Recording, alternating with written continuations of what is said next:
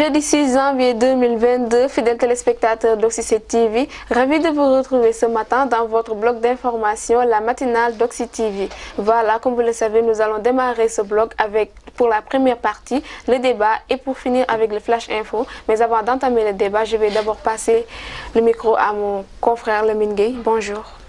Bonjour Koumba Diété, merci beaucoup et je vous souhaite une très bonne matinée. Bonjour à l'équipe technique et aussi je tiens aussi à saluer nos sponsors Porokhane Couture. Merci d'être parmi vous aujourd'hui. Merci Lamine Gueye.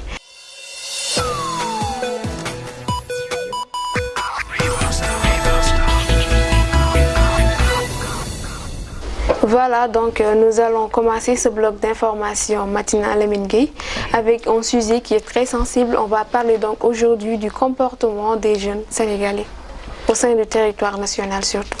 Merci Koumba. C'est très important aujourd'hui de parler sur un thème aussi qui prend les gens au cœur. Aujourd'hui, nous allons parler aussi du comportement des Sénégalais ou comportement même de la population sénégalaise. C'est quelque chose que c'est très important tu vois, parce que nous comportement aussi trop, franchement. Exactement, Lamine.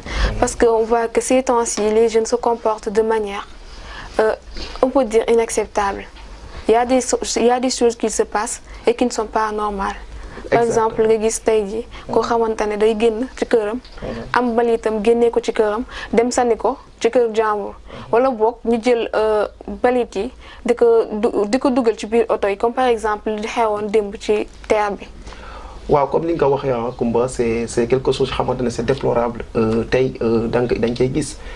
Tu vois, donc da ngay gis ni ku génn ci buntu ku génn këram rek tour ndox ci buntu ci tali bi, tu vois. Te tali bi aussi c'est pas aussi benn nit moko mo pour ñëpp la, tu vois, ñëpp foofu la ñuy jaar. Donc man je peux dire que aujourd'hui tey bu ñuy wax ci affaire yooyu noonu ñun tey d'abord sénégalais ñoo war a jóg ñu mën a jël loolu noonu comment des mettre loolu noonu suñu priorité pour permettre aussi suñu dëkk bi set, parce que tey Sénégal bu setee ñu ñoo ko war a setal, tu vois. Même si que aussi état mu ngi ciy liggéey bu baax a baax waaye nag ñun tamit dañoo war a jàppale état, parce que li nga jógee aussi souligner tey am na importance ce qui s'est passé d'ailleurs ci terre bi, tu vois, parce que terre bi bu mu génnee rek terre bu mu commencé daw sénégalais lu ñu njëkk a def alerte moo di les sénégalais dañoo war a respecter terre bi, mais aussi permettre aussi terre bi propriété terre bi, tu vois. Alors même pas 2 jours 3 jours 4 jours gis ni am ku këpp xaw ma ceebu jën Penda Mbaye xamu nu mu demee noonu ci terre bi, waaye nag loolu nag war nañ cee wax bu baax a baax. te bi ñuy inauguré terre bi aussi joxoon nañ ay conditions que ni képp kuy dugg ci terre bi aussi da nga war a am boo amee ay bagages que ça soit équipé. Donc loolu noonu je pense que aussi infraction la de respecté wuñu li nga xamante ni moom mooy règlement bi ñu imposé pour terre bi, parce que c'est pas acceptable aussi que nga ñëw dugg ci terre bi yor sa benn sio je sais pas kii ko këpp ko noonu ci biir terre bi. Loolu c'est pas bon à voir. Boo xoolee terre bi mu commencé di circuler boobu ak léegi ça fait même pas 2 semaines et pourtant avant de circuler ils ont déjà pris la décision jéem a wax lépp. Donc je pense que ni bu ñu demee ba commencé circuler aussi am na yoo xamante ne dañ ko war a respecter. Exactement comme ni nga ko waxee tey man li ma ci gën a jàngat moo di affaire yi dafa doy waar. Imagine la ceeb nga def ko ci siwo xam nga dugg ci terre, man je peux pas dire te terre aussi def melul comme lu xamante ne oto lu xamante ne day yëngatu ay yooyu noonu, tu vois. Mais terre du yëngatu, donc buy daw man xawma daal waa ji mu def ba affaire yi këpp ci biir terre bi, mais waaye dafa doy waar trop. Donc foofu noonu aussi dañuy jàppale état parce que terre bi tey état bi da ko mettre en place pour tout le monde. Exactement. État da ko mettre en place pour tout le monde et que aujourd'hui tey ñun aussi même si état mettre na en place aussi benn équipe bu dynamique bu xamante ne dañuy aussi permettre l'entretien terre bi, mais aussi tey sénégalais ñoom ñoo war a gën a jàppale état bi, tu vois. Exactement, parfois nag dañuy taxer état naan que il ne respecte pas les engagements wala defuñu loo xamante ne moom mooy contribuer ci développement dëkk bi, mais aussi je pense que comportement jeune aussi c'est à revoir, parce que état mu ngi def lu man déjà boo génnee ci tali yi mu ngi placer ay pots mbalit UCG pour à ce que bu ñuy génn wala nga yor sa ordure nga mën koo sànni ci biir, mais da nga gis koo xamante ne dafay dépasser pour yooyu noonu dem sànni ko n'importe où di def lu leen neex te loolu c'est un comportement déplorable. Exactement, Koumba li nga wax ni am na solo trop c'est un comportement boo xamante ne c'est à revoir très honnêtement, parce que tey état bi tey état bi aussi mettre na fi en place lu xamante ne am na solo tu vois surtout UGC bu xamante ne tey mettre nañ fi ay poubelles boo utiliser ba pare nga naan sa ndox sa seen ndox bi mun nga ko sànni ci poubelle bi nga lekk sa banana aussi mun nga ko sànni ci poubelle bi tu vois mais tey da ngay gis ni aussi ku lekk ba pare rek même poubelle baa ngi nii sax tayal na sànni loolu ci poubelle bi mais lu muy def mooy sànni ko ci kaw tali te man mus naa gis loolu noonu aussi bi may jógee aussi université di ñibbi tu vois ci 46 bi gis ku lekk ba pare ci autoroute bi APS laa lay wax nii de te autoroute bi c'est am na caméra surveillance lekk ba pare banana la sànni ko ci biti noonu mais au moins sax même si biir oto bi mënoo ko sànni ci biir oto mais na nga ko garder une fois boo wàccee gis poubelle rek nga sànni ko ci poubelle bi loolu day participer ci lu xamante ne day permettre réew mi mu jëm kanam mais développement réew mi mais jàppale tamit aussi tey état ñu xamante daf leen recruter ñuy liggéey pour permettre aussi setal réew mi parce que chaque jour du lundi au samedi da ngay gis ni aussi am na ay jeunes yu xamante ne ay góor ay jigéen ci rue yi di liggéey di fomp tali exactement gis ay jeunes yoo xamante ne chaque jour tous les matins ñu ngi nettoyer tali bi donc dañ leen war a mën a jàppale ci seen liggéey boobu noonu parce que c'est pas facile nga bàyyi sa kër yeew ci fajar gi di nekk di nettoyer ñeneen ñi di ñëw di tilimal donc il faudrait que aussi ñu xoolaat comportement yi jàppale ñooñu parce que seen liggéey la ñuy def te pour mu mën a avancer ñun ñoo leen war a jàppale jeunes yi ñoo leen mën a jàppale pour que liggéey boobu noonu mu mën a jëm ci kanam liggéey donc dañuy tëj fii débat boobu noonu pour l'instant après ñu daal ci flash info bi.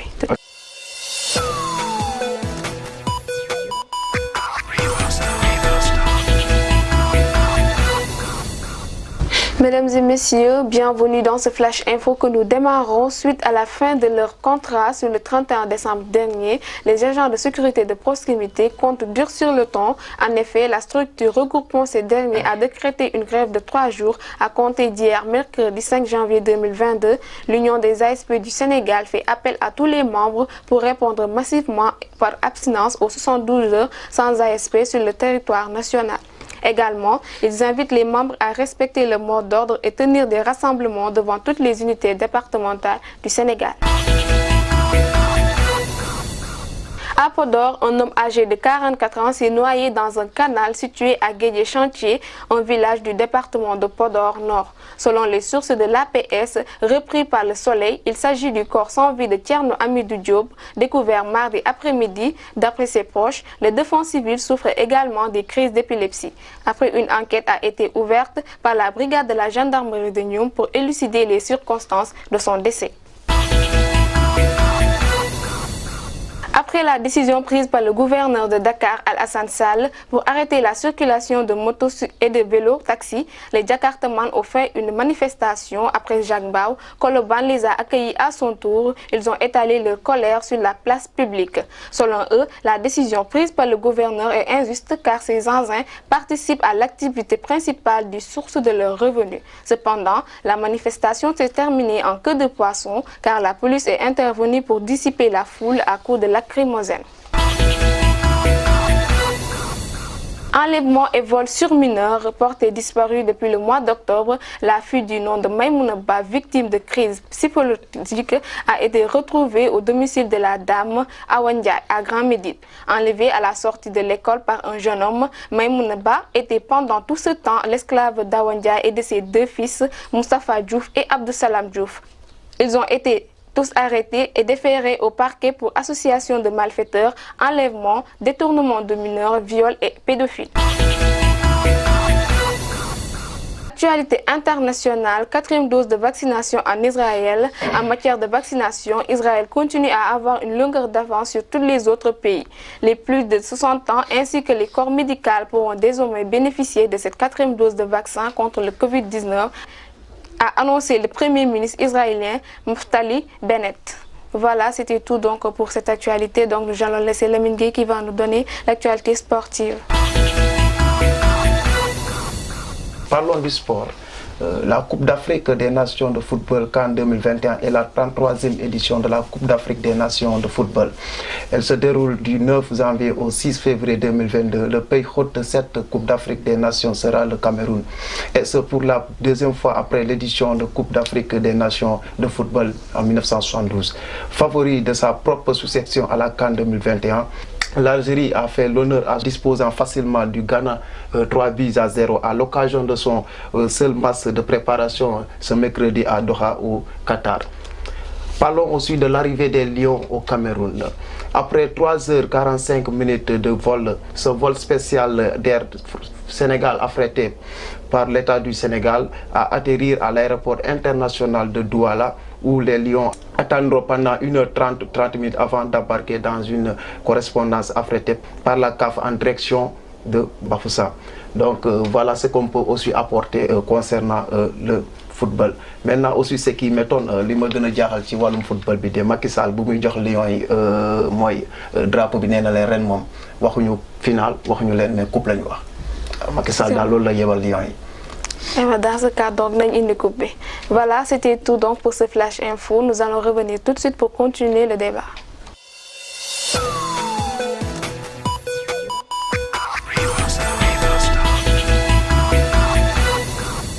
Voilà, retour sur le plateau. Vous êtes toujours dans votre bloc d'information, la matinale d'Oxy TV. Donc, nous remercions notre sponsor, Port-Rand Couture. Vous pouvez toujours participer sur le débat en appelant sur le numéro de notre service commercial, le 77 962 43 43 ou le 70 570 00.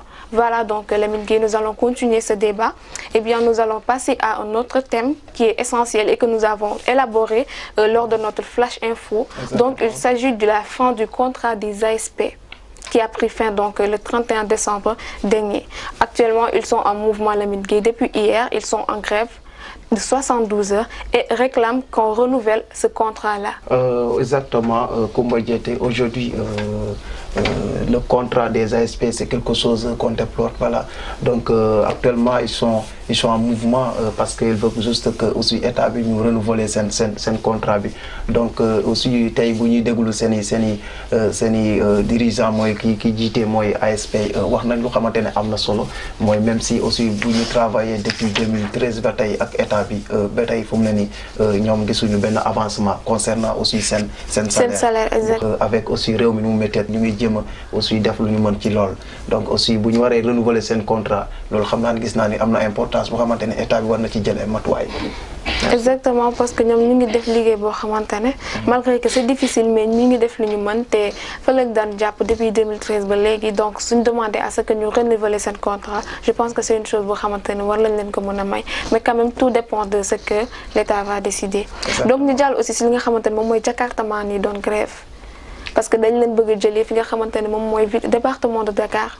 bëgg arrêter circulation moto Jakarta yi mais pas seulement Jakarta yi mais aussi vélo yi parce que gouverneur bi dafa dem ba gis que ni boo xoolee agression yi am la majeure partie ce sont des conducteurs de moto ñoo xamante ne parfois da ngay dox gis koo xamante ne dañuy këf sa saak wala jël sa téléphone nekk ci moto rouler dem te doo leen mën a dab doo mën a xam aussi fan lañ jógee doo mën a immatriculer li nga xamante ne mooy seen plaque donc loolu moo tax gouverneur bi jël décision boobu noonu mais dafa mel ni décision bi arrangé wu li nga xamante ne mooy Jakartaman parce que depuis démb baaroon na li nga xamante ne moom mooy rond-point Zac Mbao jóge fa dem Colobane ci place publique bi def foofu benn scandale bu policiers yi ñëw di leen fa génnee te loolu c'est des problèmes yoo xamante ne foog ñu wax ci. Exactement comme ni nga ko waxee c'est un problème boo xamante ne il faut ñu wax ci tey comme ni ñu koy waxee rek comme ni ñu koy faral di waxee am na ñoo xamante ne tey ñu bon yi dañoo yàqal ñu baax yi tu vois ñu baax ñi te aussi te am na ñu xamante ne ci conduite moto Jakarta yi la ñuy amee lu ñu xamante ne tey lu ñu suturaw tu vois donc tey gouverneur bi aussi bu jógee naan da koy dàkk c'est quelque chose yoo xamante ne mun nañoo gis ni am na aspect aussi positif am na aspect négatif parce que boo gisee mu ne da koy dàkk c'est juste xam naa ni aussi dañ fay gis ay cas de vol tu vois parce que y a des gens yoo xamante ne dañuy utiliser ces motos de Jakarta pour def aussi quelque chose yoo xamante ne c'est pas bon tu vois donc da ngay gis ni nit aussi di dox ci tali ñu këf li nga moom wala ñu këf sa téléphone loolu c'est quelque chose yoo xamante ne xam naa aussi matuwaay yooyu noonu moo tax mu koy jëlee fii waaye nag bu ñu waxee ci aspect négatif bi aspect positif bi lan lañ ci wax mooy tey am na société yu bëri yoo xamante ne tey aussi société bi arrangé na population sénégalaise bi tu vois te société bi ñoom tamit ñu ngi travailler avec des motos de Jakarta tu vois donc à travers aussi société boobu noonu aussi bu ñu éliminer loolu man gis naa ni société dinañ commencer am lan. exactement parce que boo xoolee léegi la majeure partie des livres ay moto la ñu yor. kon bu ñu leen naree génnee wala naan leen que faut pas que ñu circuler foofu noonu dafay indi problème. c'est vrai que ni am na aspect négatif mais aussi bu ñu xoolee aspect positif yi. il faudrait pas que ñu jël yenn sanctions strictes yi par rapport à cela. exactement donc sanction yi même fu mu ne nii dañuy def ay sanction mais état war na ko mën a aussi xoolaat gëstuwaat affaire yi nan lay def sur place lu xamante ne tey dina arranger ñu xamante ne ñoom ñooy dawal moto. ñoom dañuy dawal moto exactement pour juste subvenir à leurs besoins amuñu ci beneen intérêt wala arrière-pensée boo xamante ni c'est pour nuire la population. exactement. voilà kon bu ñu jógee aussi ñu waxti Lamine Gueye ci li nga xamante ne moom mooy accident yi mais surtout problème bi nga xamante ne par exemple bu ñu jëlee cas Podor bi wala xale bu góor bi décédé suite à un noyade ci benn chantier. donc boo xoolee dëkk bi bëri na ay chantier dañuy gas ba mu xóot Lamine Gueye te parfois y a des enfants yoo xamante ni dañuy nekk ci yoon yi di daw di circuler donc ñoom duñu bàyyi xel li nga xamante ni moom mooy chantier boobu te pourtant ça peut avoir des conséquences néfastes. exactement comme ni nga ko waxee tey même si c'est aussi président bi mu ngi ci yoon liggéey mu ngi liggéey tu vois donc kenn bañalu ko loolu tu vois donc mais aussi war na def lu xamante ne tey dina mën a aussi jàppale population bi. parce que tey say bu amee chantier rek il faut aussi ñuy protéger chantier yooyu noonu. te aussi tout le temps dañuy dégg am na ay noyades yoo xamante dañuy am ci chantier yi te xale rek la mën a nekk tu vois donc même si aussi am famille yoo xamante ne ñu ngi dëkk ci wetu chantier yi aussi à tout le temps mënuñu nekk aussi di mën a dañuy jàpp seen i temps parce que en certain moment mën a rëcc te doo ko yëg. te bu rëccee genre yi nag mooy tax aussi noyades yi di am. donc moi je peux dire que aussi même si bu ñu génnee cadre aussi xale wala cadre aussi noyade xale yi oto yi aussi c'est pas sûr parce que oto mun na ci saaraan donc de toute façon kenn bañul ni aussi chantier dina am parce que chantier bu amee rek c'est juste pour permettre aussi développement réew mi tu vois donc pour aussi permettre aussi population bi ñu mën a am circulation bu baax donc loolu noonu nag war nañ mën a def de telle sorte que ñuy protéger loolu ba aussi loolu du mën a lor kenn quoi. exactement parce que boo xoolee famille nga xamante ne dañoo xaw a jege chantier xale moom kenn mënu koo téye donc am na yenn chantier yoo xamante ne boo ci nekkee c'est plus prudent que ni nga assurer chantier bi gën koo sécuriser à ce que nit ñi bañ ci am problème. boo xoolee tamit yamul kese ci xale yi wala noyade ak yooyu même circulation bi aussi dafa bloqué.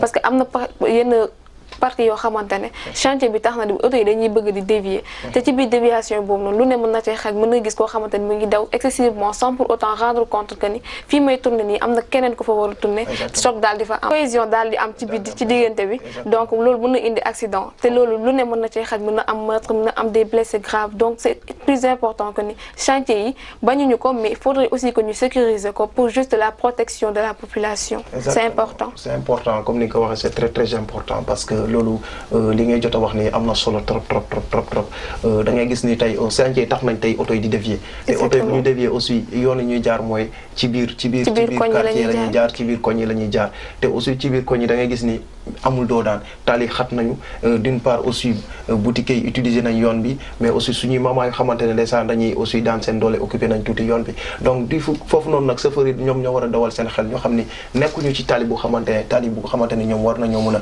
def yeneen daw yu bëri yi di accélérer yu bëri donc ñoom ñoo war a wàññi seen tànk ñu xam ni aussi forcément tali bi nu mu xat ñaari auto lañ fay jaar donc de toute façon nañu war a def nànk tu vois aussi di protéger population bi mais aussi di protéger ñoo xamante ne dañuy toog ci wet tali bi donc loolu noonu yëpp c'est aussi boo gisee ni chantier yi tamit di am c'est pour juste aussi ñu mën a daw dans le confort loolu moo tax état bi mettre en place nekk ci chantier exactement. voilà donc Lamine Gueye li nga wax am na importance donc xam naa ne fii la ñuy yem ci tey suñu bloc d'information matinal bi te remercie te ma lay bàyyi nga tàggatoo.